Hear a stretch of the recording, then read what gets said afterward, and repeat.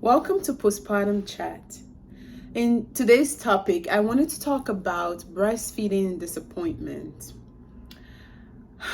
Breastfeeding disappointment. That is a huge thing. That's something that a lot of mothers don't talk about. But if you're watching this video, then you probably have experienced it or known someone who has experienced breastfeeding disappointment.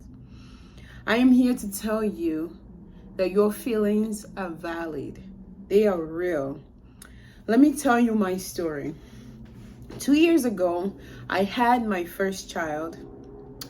When I was pregnant, I had this beautiful, amazing vision of breastfeeding him and just the bonding that I read about and everybody talked about, how breastfeeding was going to be this magical experience for us. Like, I dreamt about it. I researched everything, watched all the YouTube videos, read all the books and blog articles about how to breastfeed. I thought I was prepared. And then he was born, and in the hospital, the lactation consultant showed me how to latch him as best you could, and everything seemed to be going well.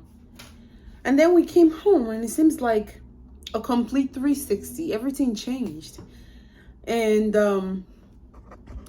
my breastfeeding journey just wasn't going as well as I wanted it to. First, he was struggling to latch, and I started feeling this like pain around my breast, which got worse. And then I found out later that it was mastitis because the baby wasn't emptying the breast as best as they could because of poor latching. And then after a while, what else happened to me? So many things. The worst one was the nipple pain. My nipples were so sore to the point that they were cracked and bleeding at some point. It was the most miserable 3 months of my life trying to latch and breastfeed my kid. I got to a point where I would dread the next phase, like the next breastfeeding session.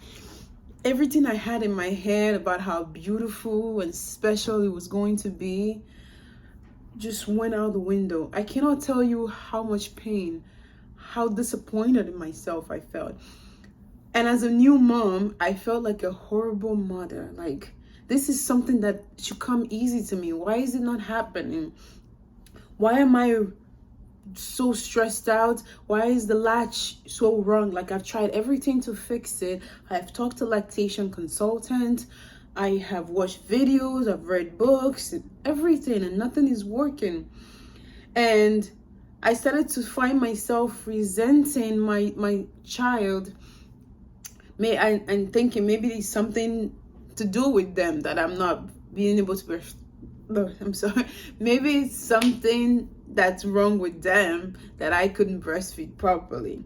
So I took my son to the doctor, and he did an oral exam and sent us to pediatric ENT because I was convinced that he had a tongue tie.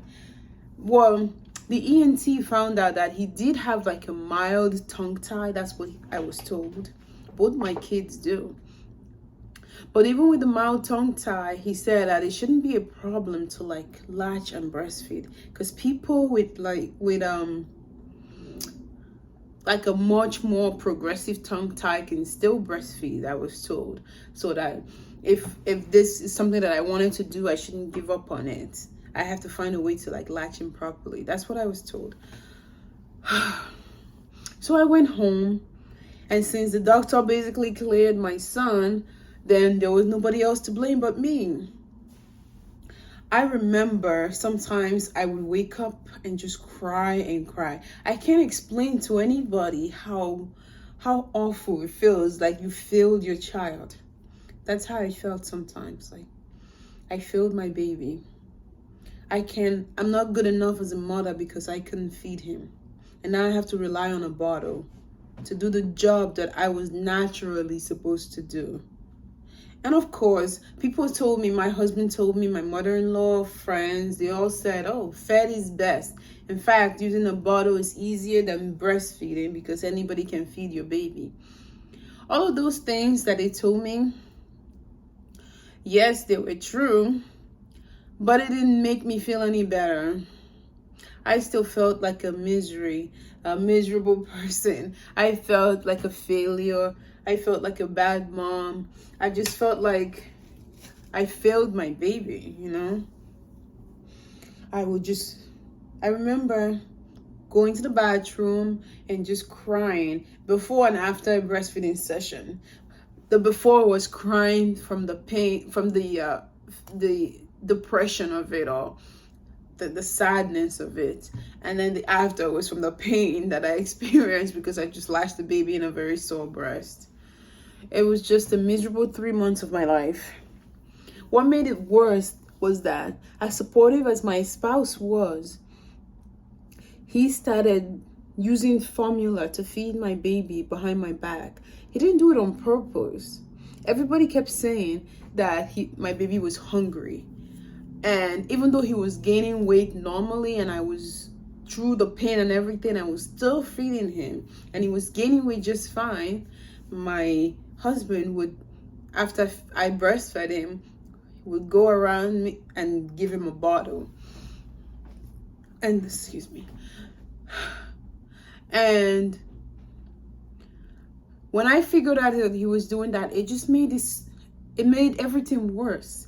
In my head, I kept thinking to myself, look how bad you are, excuse me, as a mom, that even your husband knows that you're so bad at breastfeeding that he's feeding your baby formula after you're done. Maybe you should just quit. This is not for you. All of these things were going through my head. And I was suffering from postpartum depression too, which made it even worse. And it was the pandemic, so I couldn't see friends or family. I was just so isolated and miserable. And goodness, it was the hardest moment of my life. Nobody understood why I was so miserable and so sad and so depressed that I couldn't breastfeed my baby. And everybody kept telling me, fed is best, bottle is fine, it's okay. In somebody's rational mind, of course, that makes sense. But when you're going through something like that, like breastfeeding disappointment, you really don't want to hear that. It doesn't validate your feelings. So if you are someone who's telling other moms that fed is best, or bottle is just fine, bottle is better than breast, or whatever the variation may be, I need you to stop. Please do, because I'm sure they don't appreciate it. It's not supportive at all of what you're going through. What a person or a mom, I'll speak from my own experience anyway, what I really wanted people to tell me at that period of my life when I was going through breastfeeding disappointment, I wanted them to look me in the eye and say, I understand your pain. I know what you're going through. I know that you really, really want to breastfeed your baby, and I'm going to try my best to help you. Here, look at what I found on the web about how to fix your latch issues. Let's try it together. That's really what I want, you know, what I would have loved anyway. I didn't need them to tell me that fed was best. Like, I knew that. I needed more support than that. Fast forward to like 2.5 years later, I have my second baby and I am breastfeeding again.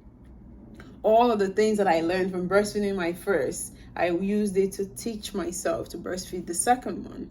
The first few days was difficult, but we quickly progressed and got better, and now it's great. And my best friend just had a baby, and she is also going through breastfeeding disappointment. And because I've gone through that, I made sure to never ever say the word fed is best or it's okay, just use a bottle and it's gonna be fine. I made sure not to say that this time, because I understand and I know from experience that saying those things Although in your head might seem so supportive, it is actually not supportive. So don't say it. Just be there for them. Tell them their feelings are valid. Tell them you understand their struggles. Tell them you're here for them. You will do whatever you can to support their breastfeeding journey if that's what they really want. At the end of the day, no mom is going to starve their child. Even the one that's experiencing breastfeeding disappointment, the one that really, really wants to breastfeed, if their baby is hungry, will eventually feed them. So you don't have to worry about that. When you become a mother, your first instinct is to take care of your child. So you don't have to say fed is best to them. They know that already. Anyway, see you next time in the next postpartum chat topic.